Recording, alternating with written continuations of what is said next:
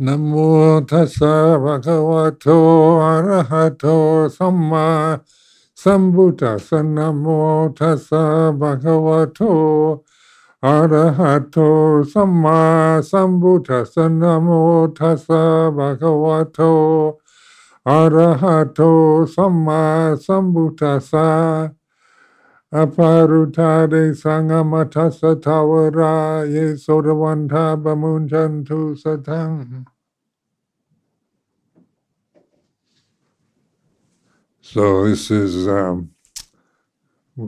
I've short time left here in New Hampshire. In a couple of weeks I'll return to England. And I just want to express my appreciation for all the generosity, interest that you've shown, both the Sangha and the lay communities.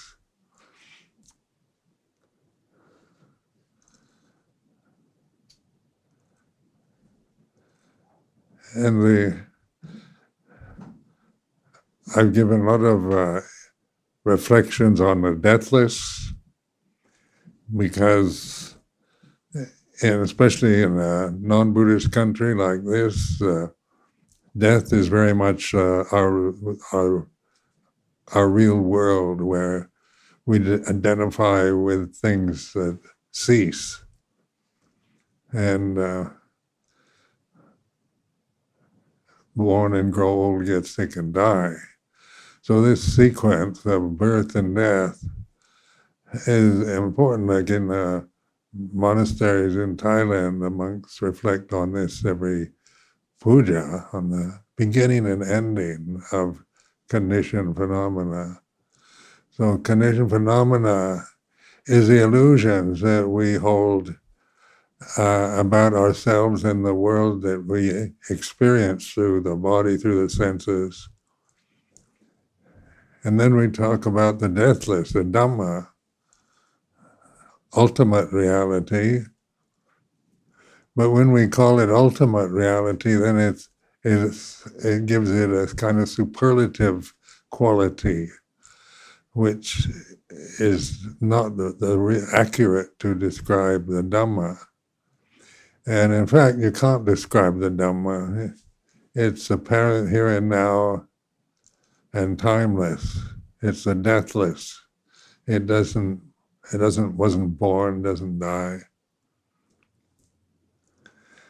So the whole point of the Buddha's teaching was to awaken to that, realize Dhamma as your reality rather than the illusions that you're conditioned to grasp and believe in, and find happiness and grief and fear and aversion and greed and all the condition, all the qualities we imagine that we create in terms of conditioned phenomena.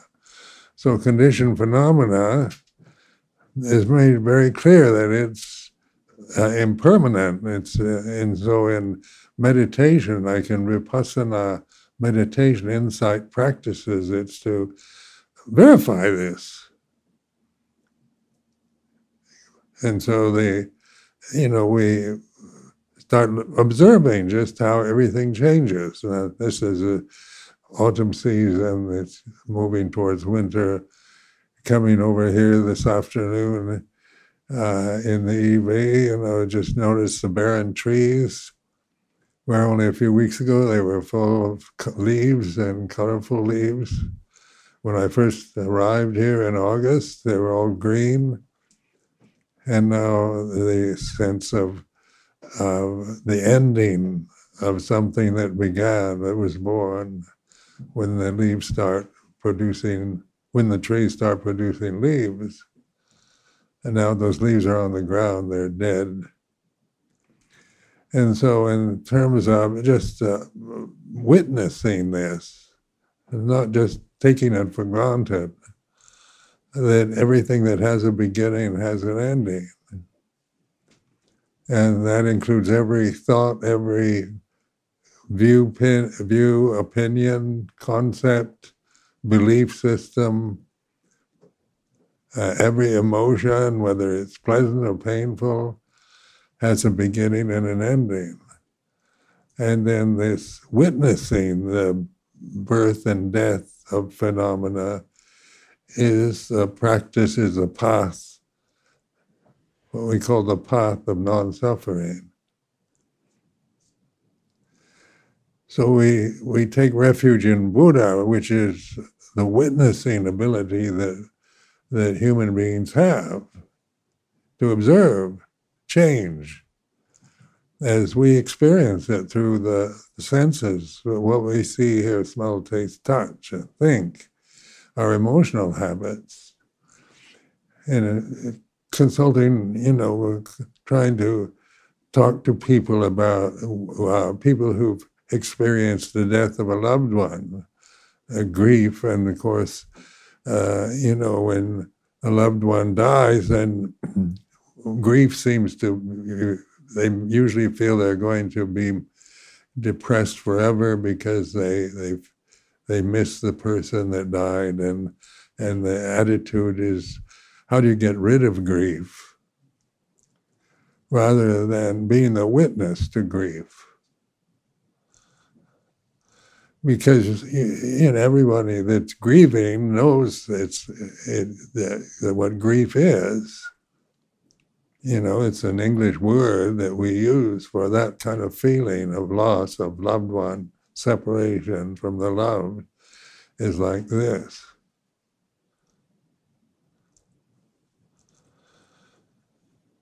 So this year has been a kind of ongoing experience of loss for me personally.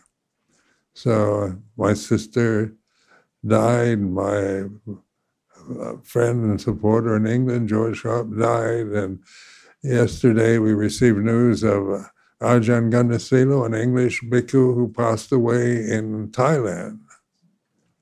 And an ongoing experience of my supporters in Bangkok that have been supporting the monasteries for years, passed away. Luang Por Cha died, and on like that. So that there's always a sense of loss when somebody dies. And it is impermanent. It's not a permanent state, but oftentimes we create problems around grief because we oftentimes feel guilty when somebody close to us dies, especially a mother, or father, wife, or husband, or child. We can always look back to how we, the mistakes we made or the problems we caused our parents, and feel guilt about it, or we can just feel, well, somebody, that we don't like dies, and that's good riddance. That's not grief.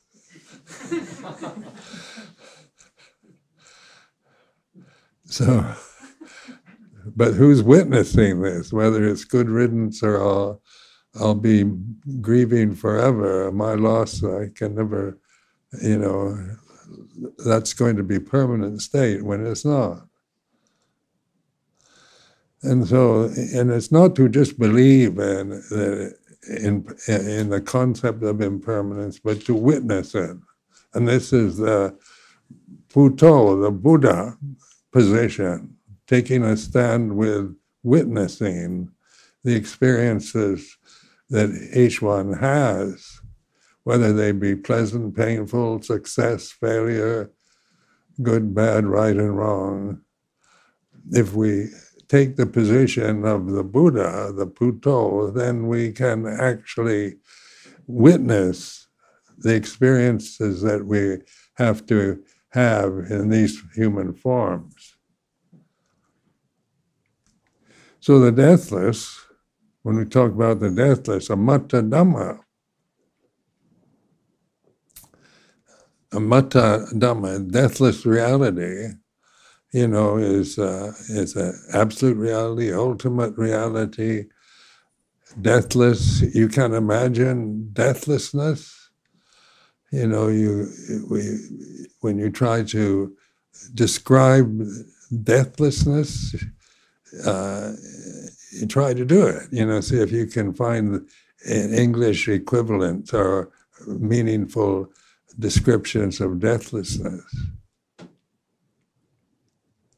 So death is an experience that we all have, at the end of our lives when these bodies, when the occasion occurs, circumstances come together, then the weakness of the body fails and it passes away.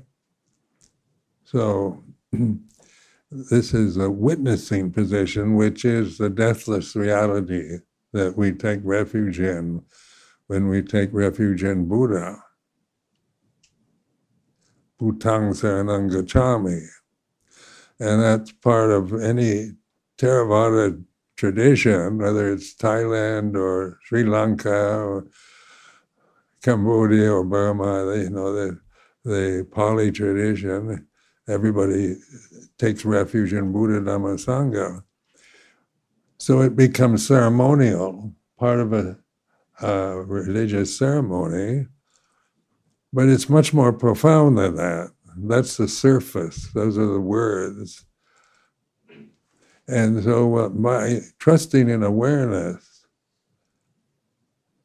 and then we begin to have insight practice, what we call jnana dassana, insight into the way, into ultimate reality. We can't describe it or find it, but we can realize it if we observe the changing conditions that we experience. So like your eyes are impermanent and the objects that you see are all impermanent, and that goes through the ears and the smell, taste, touch, thoughts arise and cease. And by continuously contemplating this until you have the insight, because you can believe in impermanence because it's in the scriptures, but that doesn't really resolve the problem, because when life is disappointing, when there's failure or death or loss, then if it's just a belief, then it becomes rather cynical. Everything is impermanent, doesn't matter, a kind of passive attitude, cynical attitude towards loss. Life is all about, everybody's going to die, and that's just the way it is. And so it can be kind of resignation to the facts of that what is born dies, but not understanding, not having insight, having jnana dassana. These are the Pali words for insight into the ultimate reality, which is possible through awareness. So there's so much emphasis now in the mass media on awareness or mindfulness, which didn't exist 30, 40 years ago. And now I see that as a good sign, that with all the problems, personal problems, family problems, political problems, international problems that are in the media that we pay attention to, because we find it interesting, or we feel strong emotions, taking sides with one side against the other. We get caught in our prejudices, our biases that we were conditioned with, without witnessing it. Now, witnessing is not judgmental. It's not about right being better than left or good, and everything should be good, and there shouldn't be any bad. I've heard people who lose their faith in Christianity because they feel God disappoints them when some loved one passes away, and they blame God for this natural reality that whatever is born can die. We all think, well, when we grow old, that's fair enough, but sometimes infants die and children die, and then in the news you hear how many children were killed in a mass murder by somebody, and you think of children dying or our own children. It's not fair, and then we can feel a disillusionment with Christianity because of that, because God shouldn't have allowed that. We can carry on with our views and opinions about it. But that doesn't really awaken, wisdom doesn't awaken through just operating through the conditioning that we cling to and we identify with. So awakening is when we begin to trust in a witnessing position. And being the witness, then no, it's like this. It's not judgmental. When the Buddha taught about the way things are, it's not about how it should be, where everything's fair and just and benevolent and moral and kind, and all problems can be solved with reasoning and discussions we have ideals using the positive superlatives to describe how life should be. But awakening to Dhamma is all conditions are impermanent. And that includes the good and the bad, the right and wrong, heaven and hell, angels and devils. It's not about the deathless being just for the good people, or if you're good enough, then you won't die. If you're virtuous and positive about everything. But how many of us can be totally good? And is that one's experience in terms of the past? From the day you're born, do you walk on 7 lotus leaves and live a completely virtuous life? Or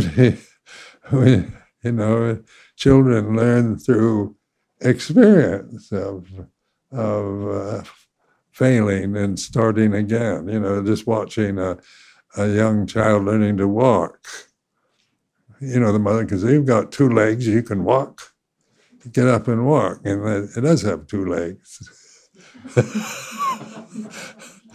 But it first has to crawl and develop the strength through the limbs to be able to pull itself up on the furniture or something, take a step. So it's a growing experience of trial and error. So we learn from errors that we make, from things we say that we regret later, or on and on like that. We learn from that. Hopefully, if we don't, then we go through life with being deluded and totally missing the opportunity as a human being to awaken to Dhamma. So when we talk about Dhamma being ultimate reality, translated into English, the Pali word Dhamma, or absolute reality or reality, they're still using words, whether they're Pali, Sanskrit, English, Chinese, or whatever. They're still words, and words are impermanent. So if you believe in Buddha, you can't believe in Buddha all the time.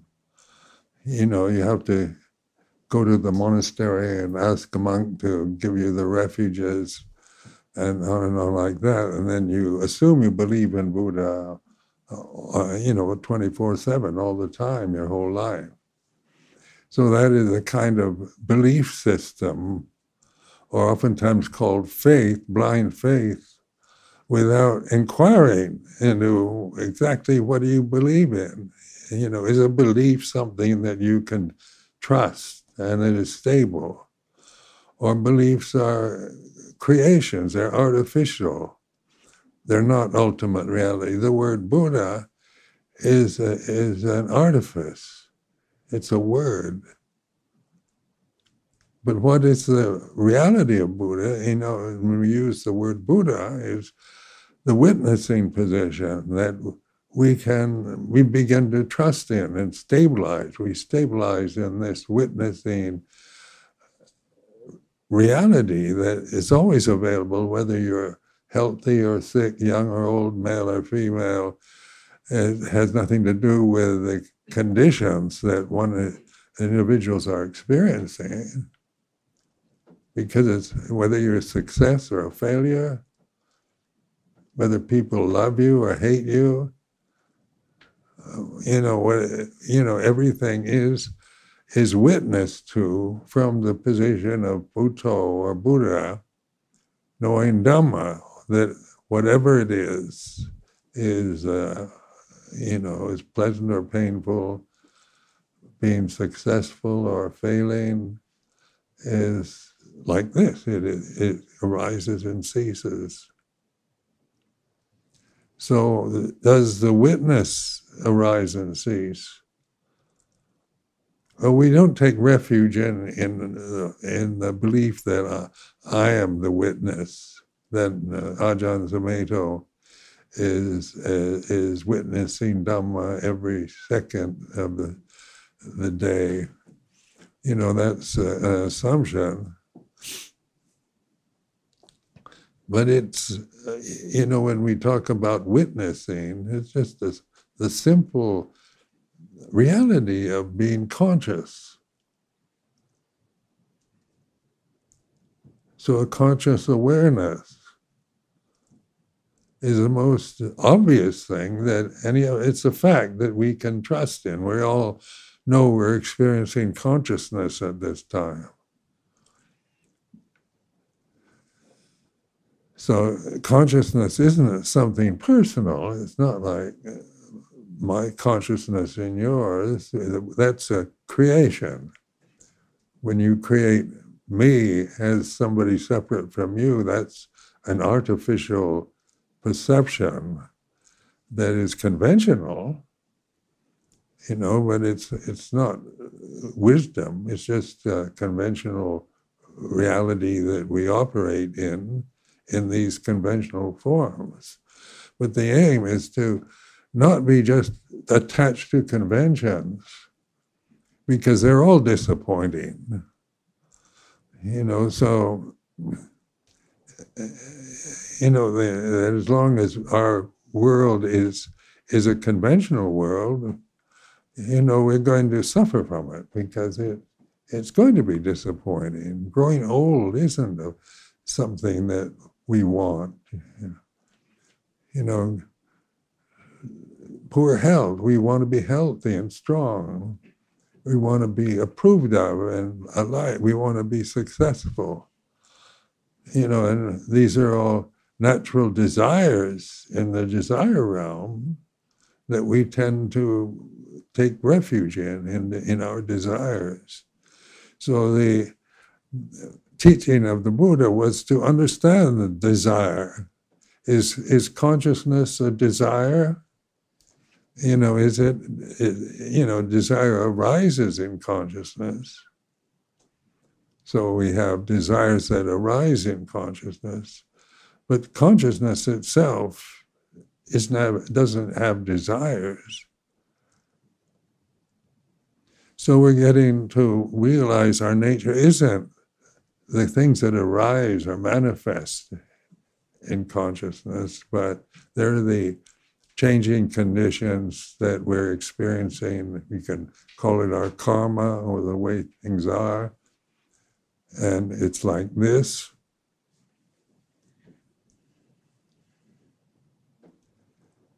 So I remember with Luang Por Chah in Thailand, he was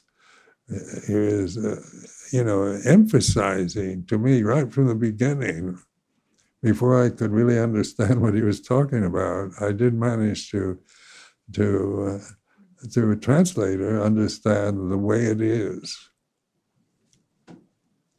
And this impressed me because it was a confusing time for me to experience, learning another language and adapting to a completely different culture and way of life than what I'd been operating from before.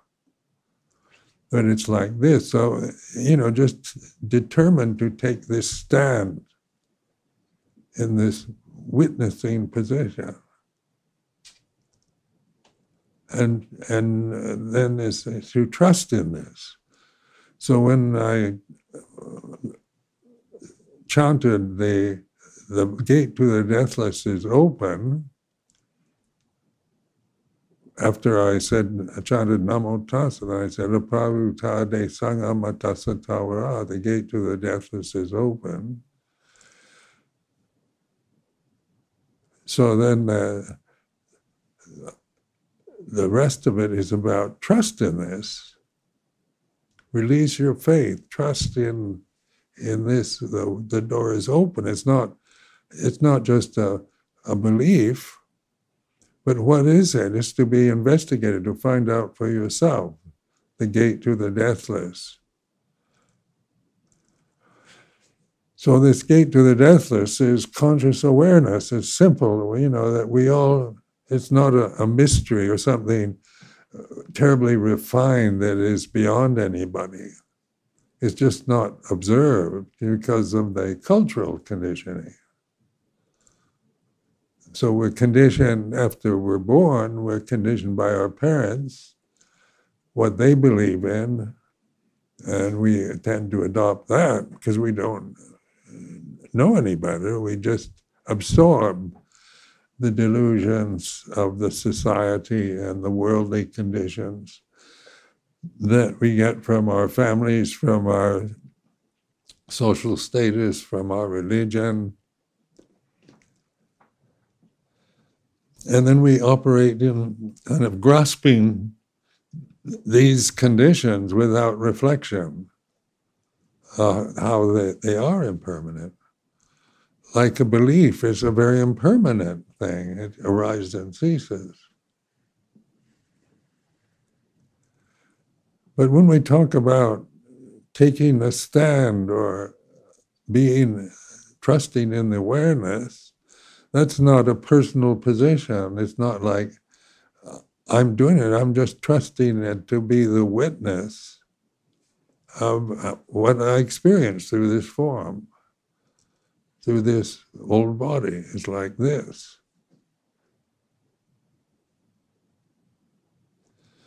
And without judging it. And that, at first is hard to do because I was brought up in a very judgmental culture. And so I'm culturally attuned to passing judgments of what's right and what's wrong, and strong beliefs in how things should be, and critical of when things aren't the way they should be, and being educated too. You develop this, so much information.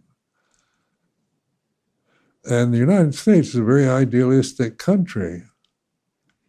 So it's a country where we are affected by the idealism of it. And so at this time where there's so much conflict in politics, it's because people are caught in their beliefs of right and wrong, and the news is all about what somebody said, about condemnation or criticism, blame. And that's the culture that we are born into if we're born in this country. is it right or wrong? Then we take a stand. We can believe it, if we're very patriotic, that we're always right, or if we're critical and we see, hear news about things that, Americans have done that were wrong, we can feel very upset, disillusioned with the country we're living in. And so we're caught in this whirlpool of right and wrong, good and bad, blaming the American culture. It's about anybody can be president of the United States. Everybody's equal. And so even if you're from a very poor background, you can become president of the United States, which is the ultimate, a great success in American culture. So this is, and then if everybody's equal, then why is there everything so competitive and everybody wants to be a winner? Because if there's winners, there has to be losers, and they're not equal. So being a winner is what we're aiming to be successful in our relationships, in our business, in our life, raising our families to be successful, and we love competitive sports and things where people win or lose, because and war itself is exciting. When we talk about perfect, harmonious peace, it's not exciting. So it's not sensational. There's so much emphasis on sex, and because sex is exciting, it's interesting and exciting. Romance is exciting. Having adventures is exciting. But so much of life is not exciting or romantic, but boring and tedious. And so we have the technology now to always look at exciting films, blockbuster videos, and on like this, that there with a lot of war, violence, and sex and adventure, and it's entertaining. And nobody wants to look at a video of something that's boring. So, because boring is what we don't want in our lives. And yet so much of life is boring. How many exciting adventures can you have, or how much sex can you enjoy, or in good food, or win contests or whatever in one's lifetime?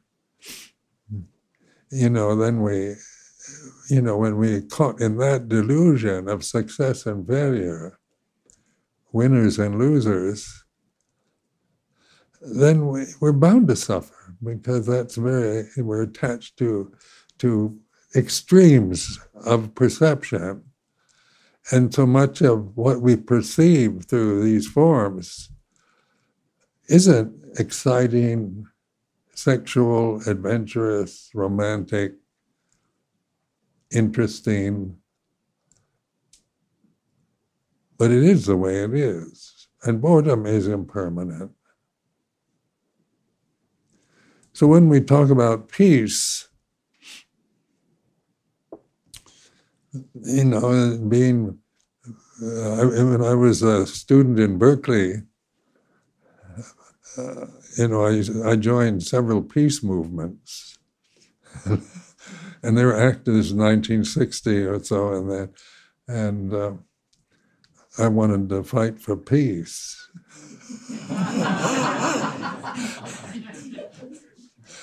And of course, Berkeley's a heaven for protesting and ideal causes. So, I went on marches carrying a peace sign, and I joined the American Friends Service Committee, a Quaker organization, very peaceful, very idealistic. And, because I wanted the best for the country. And the idea of peace was a problem because at that time there was a lot of conflicts as there is now. So we, on one of these marches, and living in and experiencing these peace organizations that I was a member of, you realize that none of these peace activists were very peaceful. And then I realized I wasn't peaceful. And I was very confused and very, caught up in judgmental opinions. And so, this is when it was like an insight. Suddenly I witnessed how the confusing experiences I was having while demanding peace from the American government. And suddenly it seemed absurd, what I was doing. Because, if I couldn't be peaceful, how could I expect the American government to make things peaceful for me? So my interest in Buddhist meditation developed strongly from that kind of insight. And that insight was just witnessing confusion in myself, disappointment in the peace movements that I was a member of, blaming them because they weren't, the people in them didn't seem very peaceful, and criticizing that they should be peaceful themselves, and then then always going out looking at somebody else and conceiving how they should be according to my opinion, and that's not peaceful. It's a very confusing state to be in, to always be passing judgments on others, taking sides. So this interesting time for me because it was an insight for taking the position of witnessing rather than just trying to make myself peaceful in some kind of deliberate effort to be the ideal peace marcher that I imagine.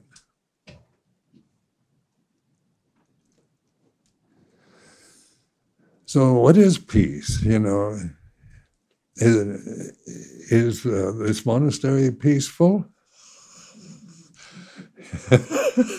And do you come here to find peace in the monastery, and then when you go back to the city, are you peaceful? Is the peace you experience here might be peaceful place, but you don't witness it. You take you cling to it. When you expect to come to this monastery, you don't want to get caught up in conflicts. So this witnessing position, taking a stand with Buddha, or taking refuge in Buddha, awareness, conscious awareness, doesn't demand that everybody be peaceful. In Wat Pah Po, I remember with Luang Por Chah, there are always conflicts in the Sangha. And in lay communities, and he thought with somebody so wise as Luang Por Chah, everybody be peaceful. But he did have a good effect on the local villages and towns around. But to really take the stand, take refuge in Buddha, not many were willing to do that and be the witness to the way things are. And what is the way things are is all conditions are impermanent. That's just the way it is. And being impermanent is not a judgment, is it? It's not like good should be permanent, bad should be impermanent. that's another artificial creation, and that's how it should be. But the way it is, this experience of birth that we're all have had, growing up, the age that we identify with, the age of the body is like this. And this witnessing of age isn't old. So in terms of the body, this body sitting here talking is, conventionally speaking, 88 years old and 3 months. So I'm in my 89th year, the body is, and it's like this. So, like my vision, I have to go to the eye doctors and get injections, and I've lost the central vision in the right eye. So, like I can chop off your head just by shutting my eye.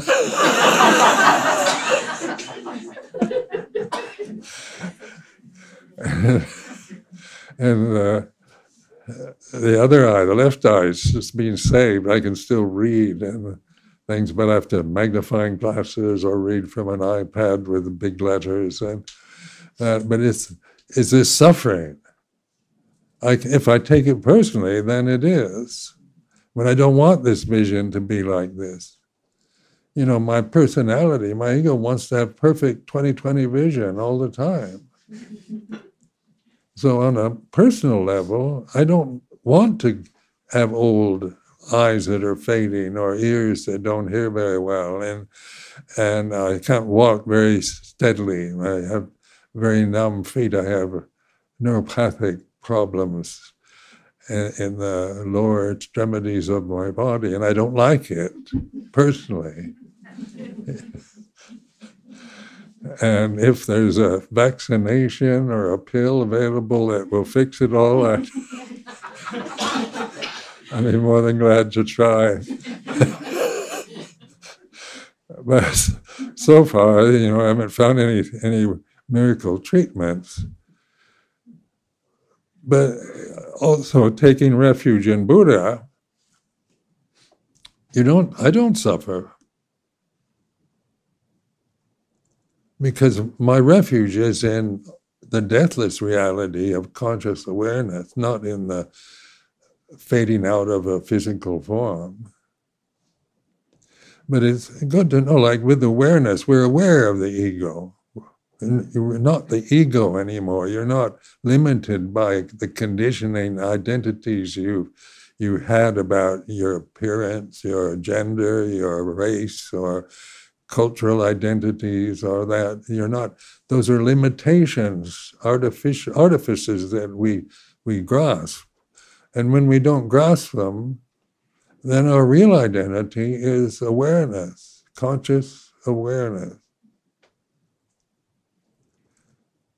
But we don't take that personally. Like the Dhamma is all conditions are impermanent, all Dhamma is non-self, non-personal. So, sape dhamma anatta. So consciousness is not personal. It's universal. It's unitive. It's what we all are. And then the forms that manifest in consciousness are not what we really are. They're impermanent conditions, empty phenomena, arising, ceasing, being born, and dying. So this kind of teaching is very profound, it's very wise. This a simple Buddhist teaching. Sometimes Buddhism sounds very complicated, very complex. And there's so many scriptures and commentaries and different kinds of Buddhist traditions, and it's a very old, ancient religion. So, in terms of the external forms of Buddhism, it can be very complicated, but its very essential nature is very simple. It's the waking up to Dhamma. all conditions are impermanent. If you really, and no, that's not a belief anymore. It's through witnessing the changing conditions that I experience in this form, this human body. And there's nothing I've found that is permanent. And the ego that doesn't want to have poor vision or deaf ears is impermanent. It's not what I hold to or believe in. But I know it as a condition, not judging it. It arises and ceases like any other condition. But knowing the ego, you're not that limited ego that you tend to believe that you are. You're not bound to these limitations, to these artificial conditions. When the opportunity to wake up and realize Dhamma, absolute, ultimate reality, or what is, it's not, absolute and ultimate, as I said before, are rather superlative in the English language. It's not superlative, it's here and now. It's not high and refined and only a few highly spiritually developed people can realize it. We might believe that. How many of you believe that you're not very spiritually evolved, or that you're not good enough to realize Dhamma? Or, we do see ourselves oftentimes with feelings of, the monks are something special, but we're not. I still have so many kind of worldly desires, and that's all conditions, opinions and views that we cling to. When we believe that, then we become that way. We limit ourselves to what we think and believe we are. That is always, the result is suffering. The First Noble Truth. And so the First Noble Truth is a statement, not a belief. There is suffering. And so when we don't want to suffer, my ego doesn't want to suffer. In the body, it still suffers even when, you get childhood diseases and, in the Sangha in Thailand, I had malaria several times. And that's a very unpleasant disease. And I used to have, my right foot was damaged when I was in the Peace Corps. And so the lymphatic system in the right leg, it's never operated very well, so it swells up and you get cellulitis. If you get a cut in your foot and it gets infected, then the whole leg swells up and you have to go to a hospital. So, I don't like that. I don't like cellulitis. And then I ordained in Thailand after the Peace Corps, where you go barefoot. So as a layman, I could wear nice shoes and protect the feet. But as a Buddhist monk in northeast Thailand, you go barefoot. Or in Bangkok, you go, in Bindabad in Bangkok, you go barefoot. And so then I had to be very careful. Because if I stub my toes or cut my feet, then it easily get infected. Cellulitis can be very dangerous. You get very high fevers. And so, this is, nobody wants this. The body, you want your body to be healthy. You don't want to be subject to malaria or COVID-19 or anything else. You want good health and strength. So that's the ego wants that. That's desirable. And it is desirable. But desirable is a judgment, it's what we want. But the way it is like this. Like neuropathic problems with the feet are like this. Makes it difficult to walk. And then seeing poor visions like this, hearing is like this. And there's no suffering. It's just the way things are. When you detach, when you take your stand with Bhutto, with witnessing, rather than with the desire to, or the resentment of getting old, or the limitations you find yourself in, or the embarrassing, humiliating experiences of old age, and on like that. Nobody wants that. So as an ego, I don't want it. But I know that that's the ego. What is it that knows that is a condition that arises and ceases? Is awareness, conscious awareness. So is it wrong or right? Should I not care about what happens to the body? That's another position. I should be content is a very ideal for a monastic life. You should be content with the 4 requisites. And so you have, when you ordain, you're celibate, you give up sex, you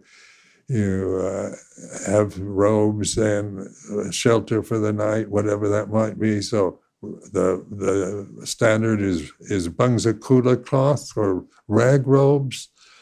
And the Buddha established the robe standard on just the lowest possible cloth standard you can think of. So rags that the lay community has thrown away, or in India they wrap the corpses in cloth, and we're allowed to take that cloth and make robes to cover the body. Shelter for the night is the root of the tree, and you think of living, as it's getting cold here. Winter's coming, living at the root of a tree in New Hampshire. So we are very grateful for the kutis and the shelters that are made available to us. And alms food that people give. And so we oftentimes criticize for eating meat, because there's so many, being vegetarian or vegan is so non-violent and peaceful. But then the Buddha and the Vinaya didn't want us to become vegetarians, but available to whatever food was available, whether you go to an untouchable hut and they eat meat, or a Brahmin vegetarian, you receive what's offered, is the general ideal for it. Food offering, what's dropped into the alms bowl. So medicine for illness is fermented cow's urine. So for all these illnesses that I have, I've never had to take fermented cow's urine. And so, I'm very good doctors, and I'm a veteran, so I get care from the Veterans Association, VA, and in England they have health care freely available. And so, the medicine, I always had the best medicine, the best food.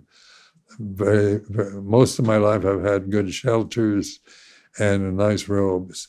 So this kind of reflection is a way to be grateful, develop gratitude as an alms mendicant. Because people always offer. I've lived in very poor villages in Thailand, and these poor people will give the very best food they can possibly fine to give to monks. So you're not just eating waste food or having to strip corpses of cloth to make a robe, but when you reflect on these very low standards allowed by the Buddha, then we're allowed to receive cloth, for good material to make robes if somebody offers,